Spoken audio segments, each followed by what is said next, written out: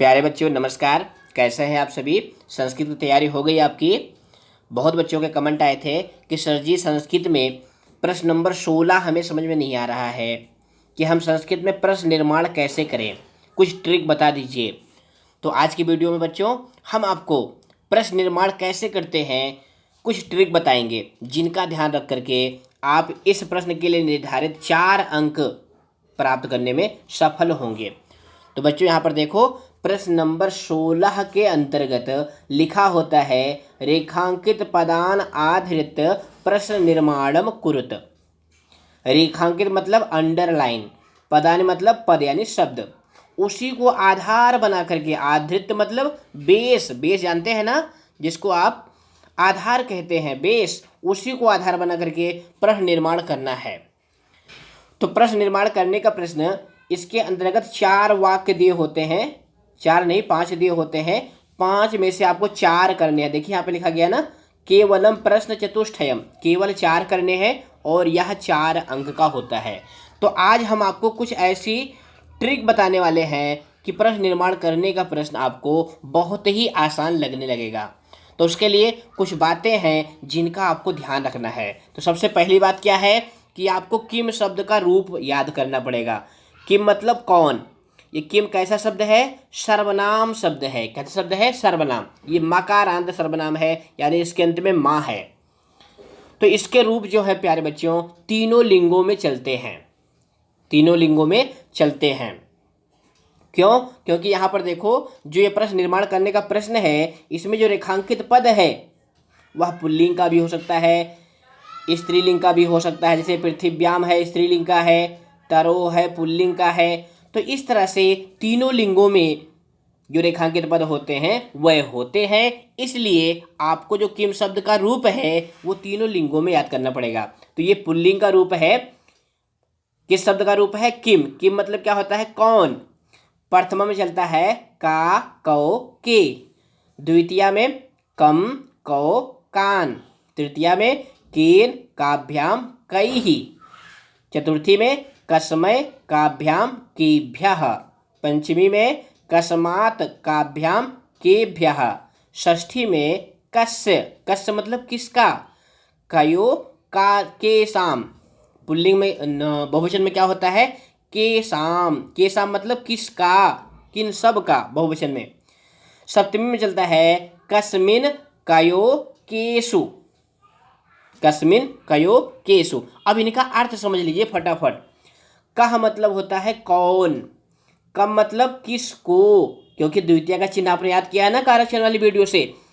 द्वितीय का चिन्ह क्या होता है, को। तो कम मतलब किसको। केन का अर्थ होगा किसके द्वारा। कसमय किसके लिए, क्योंकि चतुर्थी का है, चतुर्थी का चिन्ह क्या होता है, के लिए।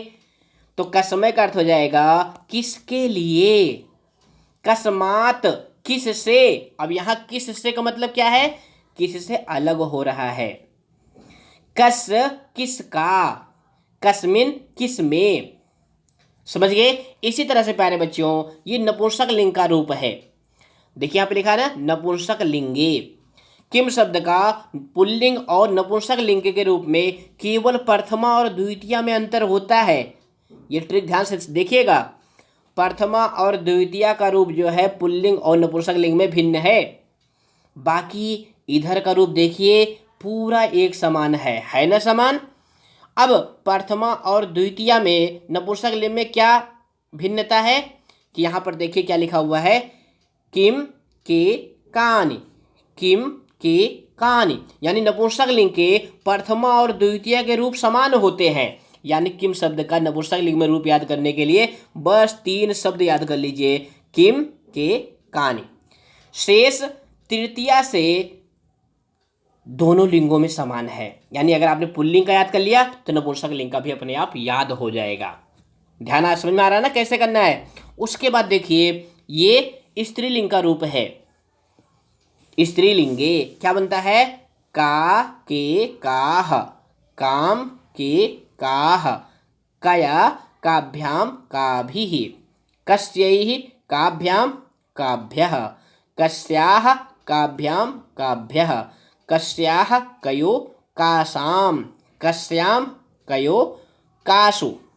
अब यहाँ पर ध्यान दो बच्चों, दोनों में भिन्नता क्या है, यानी पुल्लिंग और स्त्रीलिंग के रूप में क्या भिन्नता है वो आपको ध्यान दीजिए।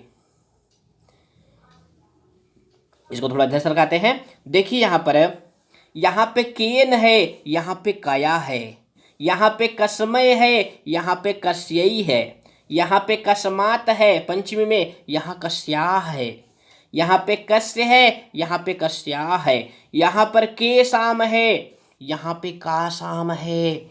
ये छोटी छोटी बातें हैं। मान लो पूरा रूप आप भूल जाओ, लेकिन आपको याद आएगा, अरे सर जी ने वीडियो में ये बताया था कि पुल्लिंग का है तो के शाम लगाना है, स्त्रीलिंग का है तो का शाम लगाना है। अब कहाँ के शाम लगेगा, जैसे मान लो आ गया कि बालका नाम को रेखांकित कर दिया गया। किसको रेखांकित कर दिया गया, बालका नाम। अब बालका नाम में क्या है, षष्ठी का बहुवचन है, तो उसके स्थान पे क्या हो जाएगा, के शाम पुल्लिंग वाला आएगा। और अगर मान लो रेखांकित कर दिया गया लता नाम, क्या रेखांकित कर दिया गया, लता नाम। लता नाम का अर्थ होगा लताओं का या लताओं की। अभी लता क्या है, बालिका की तरह शब्द है, तो इसके स्थान पे आएगा कासाम। ये तो हो गया किम शब्द की बात। किम शब्द के रूप तीनों लिंगों में आप कॉपी में नोट कर ले। मानते हैं आपका पेपर कल परसों 2 ही दिन में है, तो याद तो नहीं हो पाएगा। जिनको याद होगा वो बहुत अच्छे हैं, लेकिन जिनको नहीं याद हो पाएगा वो भी 1-2 बार लिख ले, कुछ ना कुछ तो याद जरूर हो जाएगा। इसके बाद आता है सप्तककार। प्रश्नवाचक कुछ अव्यय पद होते हैं। अव्यय पद मतलब क्या होता है, इनके रूप नहीं चलते हैं, ये ज्यों के त्यों ही प्रयुक्त होते हैं, जिसको आप इंग्लिश में कहते हैं WH फैमिली। क्या कहते हैं, WH फैमिली कहते हैं ना, WH फैमिली। प्रश्न निर्माण करने के लिए इंग्लिश लैंग्वेज में आप WH फैमिली का प्रयोग करते हैं ना, वही ये WH फैमिली यहाँ पे संस्कृत में है, जिसका नाम है सप्तककार। क्या नाम है, सप्तककार। अब इनको सप्तककार क्यों कहा, क्योंकि इनकी संख्या 7 है और सबके पहले का है, इसीलिए इनको सप्तककार कहते हैं। अब इनका अर्थ समझ लेते हैं, क्या क्या इनका अर्थ है। किम, किम मतलब क्या। किम का मतलब क्या होता है, क्या, जिसको आप हिंदी में वो इंग्लिश में क्या कहते हैं, व्हाट कहते हैं। क्या कहते हैं, व्हाट। उसी को यहाँ पे किम कहा गया है। कति, कति मतलब होता है कितने, जिसको आप इंग्लिश में कहते हैं हाउ मेनी। क्या कहते हैं, हाउ मेनी कहते हैं ना, हाउ मेनी, तो उसी को यहाँ पे क्या कहा गया है, कति। उसके बाद है कदा। कदा मतलब कब। इसके लिए आप इंग्लिश में व्हेन का प्रयोग करते हैं। किसका प्रयोग करते हैं, व्हेन। इंग्लिश संस्कृत हिंदी तीनों को मिलाते हुए पढ़ेंगे, बिल्कुल भी आप नहीं भूलेंगे। उसके बाद कुत्र, कुत्र मतलब कहाँ। इसके लिए आप इंग्लिश में किसका प्रयोग करते हैं, वेयर का प्रयोग करते हैं। उसके बाद कुतः। अब कुत्र और कुतः में थोड़ा ही अंतर है। इसका अर्थ होता है कहाँ और इसका अर्थ होता है कहाँ से। तो कहाँ से, इसके लिए आप इंग्लिश में किसका प्रयोग करते हैं, फ्रॉम वेयर। किसका प्रयोग करते हैं, फ्रॉम वेयर। जैसे बालक विद्यालय से घर जाता है, तो अगर मान लो यहाँ पे विद्यालय रेखांकित हो गया तो होगा बालक कहाँ से घर जाता है, यानी कुतः का प्रयोग होगा। उसके बाद कथम, कथम मतलब कैसे। इसको आप इंग्लिश में कहते हैं हाउ। आप किसी से मिलते हैं तो इंग्लिश में क्या कहते हैं, हाउ आर यू। क्या कहते हैं, हाउ आर यू, यानी आप कैसे हैं। उसी को संस्कृत में क्या कहेंगे, भवान कथम अस्ति। क्या कहेंगे, भवान कथम अस्ति। आप इंग्लिश में भी संस्कृत में भी बोलिए भवान कथम अस्ति। लेकिन अगर वो बालक है तो, अगर कोई बालिका है तो बालिका के लिए क्या आता है, भवती। भवती माने आप, बालिका को कहेंगे भवती कथम अस्ति। भवती कथम अस्ति, आप कैसी हैं। इस तरह से, यानी जो हाउ आर यू इंग्लिश में है वही संस्कृत में भवान कथम अस्ति, यानी उसके लिए कथम का प्रयोग होता है। उसके बाद किमर्थम, किमर्थम मतलब किस लिए। इसको आप इंग्लिश में व्हाई कहते हैं। क्या कहते हैं, व्हाई। बात समझ में आ रही ना। ये WH फैमिली है संस्कृत की, यानी सप्तकाकार हैं, इनका भी प्रयोग करके आप प्रश्न निर्माण करेंगे। अब कैसे करेंगे, ये आपका मॉडल पेपर है, इसको हम सॉल्व करके आपको बताते हैं कि कैसे करेंगे। जैसे यहाँ पे पहला वाक्य देखिए, रक्षा नियोग करणात् मया न भ्रष्टव्यम इत। अब यहाँ पर ध्यान दो बच्चों, एग्जामिनर ने आपसे कह दिया कि रक्षा नियोग करणात्, इसी को आधार बना करके आपको प्रश्न का निर्माण करना है। तो आपको केवल यही पद देखना है कि यह पद, इसका मूल पद क्या है। अब इसका मूल पद यानी मूल शब्द क्या है, रक्षा नियोग करण। अगर मूल शब्द नहीं जान पाएंगे तब आप विभक्ति का ज्ञान नहीं कर पाएंगे। तो इसका मूल शब्द क्या है, रक्षा नियोग करण। अब ये करण कैसा हो गया, बालक की तरह हो गया। जैसे बालकात वैसे रक्षा नियोग करणात्, यानी ये आकारांत पुल्लिंग का शब्द है और ये पंचमी विभक्ति एक वचन में है। बस इसके स्थान पे आपको किम शब्द का पंचमी विभक्ति एक वचन का रूप लगाएंगे तो क्या हो जाएगा, कस्मात्। अभी आपने किम शब्द का रूप लिखा है ना, तो वहां पे कस्मात् मिला था ना पुल्लिंग में, तो कस्मात् मया न भ्रष्टव्यम इत। बस यानी इसी को बदलना है जो अंडरलाइन वाला है, शेष वाक्य वैसे लिख लेना है, अंत में प्रश्नवाचक चिन्ह जरूर लगाने हैं। अगर ये नहीं लगाएंगे तो आपके आधे नंबर कट जाएंगे। हालांकि कुछ अध्यापक अच्छे होते हैं जो बच्चों के आधे नंबर नहीं काटते हैं, लेकिन ये नियम है, आपको नियम का पालन करना चाहिए। अब कुछ बच्चे कहते हैं सर जी अगर मान लो हम कस्मात को गलत लिख दिए तो क्या प्रश्नवाचक चिन्ह लगाने से आप आधे नंबर मिल जाएंगे?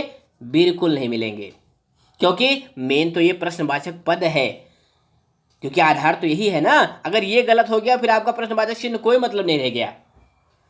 समझ गई, सबको सुनना गया ना। चलिए दूसरा प्रश्न देखते हैं, वृत्ततः क्षीणः हतः भवति।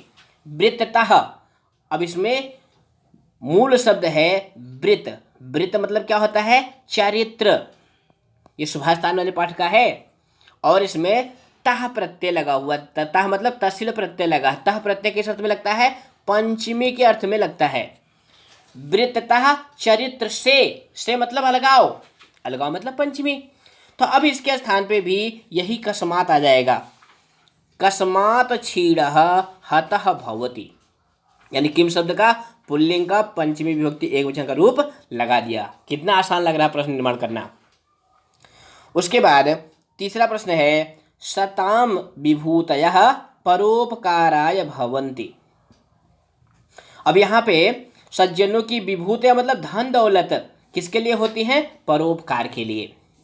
तो परोपकाराय यह पद रेखांकित है, इसको आधार बना करके आपको प्रश्न निर्माण करना है। तो इसका मूल शब्द है परोपकार और इसमें चतुर्थी विभक्ति है, क्योंकि इसका अर्थ है परोपकार के लिए। अब आपको क्या करना है, अभी हमने जो WH फैमिली यानी सप्तकाकार में बताया था, किमर्थम, किमर्थम माने होता है किस लिए। तो इसका प्रश्न निर्माण हम दो तरह से कर सकते हैं, सताम विभूतयः कसमय भवन्ति ऐसा भी लिख सकते हैं और किमर्थम का भी प्रयोग कर सकते हैं। दोनों में से किसी एक का करोगे आपका उत्तर बिल्कुल सही जाएगा। तो किमर्थम मतलब किस लिए और कसमय मतलब भी किस लिए होता है। सुन आ रहा है ना कैसे करते हैं। अगला देखिए, कल्पतरुः पृथिव्याम धनानि अवर्षत। कल्पतरु जो वृक्ष है वह पृथिव्याम, पृथिव्याम मतलब पृथ्वी पर, ऑन द ग्राउंड। पृथिव्याम मतलब पृथ्वी पर। अब ये पृथ्वी कैसा शब्द है, देखने से पता चल गया भैया ये तो नदी की तरह स्त्रीलिंग है, जैसे नदी वैसे पृथ्वी। इसमें सप्तमी विभक्ति का एक वचन है। बस इसके लिए आपको दो तरह से प्रश्न निर्माण कर सकते हैं। कैसे, कल्पतरुः कस्याम, कस्याम अब ये जो है किम शब्द का स्त्रीलिंग का सप्तमी विभक्ति एक वचन का रूप है। कल्पतरुः कस्याम धनानि अवर्षत ऐसा भी लिख सकते हैं, या आप WH फैमिली यानी सप्तकाकार में से कुत्र का भी प्रयोग कर सकते हैं। कुत्र मतलब होता है किस में या कहाँ पर। ये सप्तमी के अर्थ में प्रयुक्त होने वाला प्रश्नबोधक अव्यय पद है कुत्र। सुनाया। चलिए अंतिम प्रश्न है, तरोह कृपया सह पुत्रम अप्राप्नोत।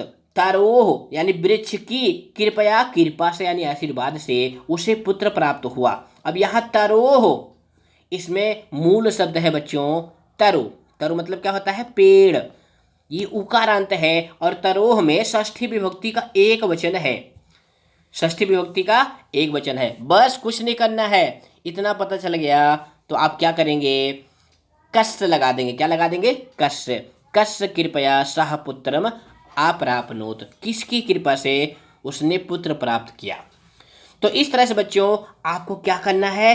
किम शब्द का तीनों लिंगों में रूप याद करना है और सप्त ककार जिसको WH फैमिली कहते हैं, इतना अगर आपने याद कर लिया फिर प्रश्न निर्माण करना आपको बहुत आसान हो जाएगा। तो हमें उम्मीद है बच्चों कि ये प्रश्न भी आप बहुत अच्छा करेंगे। तो बेस्ट ऑफ लक आप सभी को, धन्यवाद।